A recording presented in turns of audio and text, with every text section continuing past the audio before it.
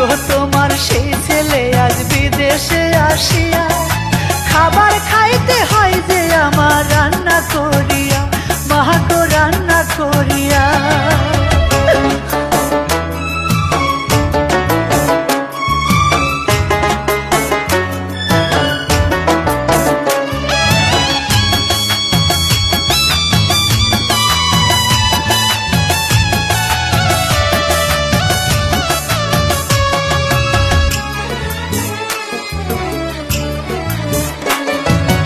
ঈদের দিনে খাইছি কত মায়ের হাতের পিঠা, সেই কথায় আজ পড়লে মনে বুকে লাগে ব্যথা।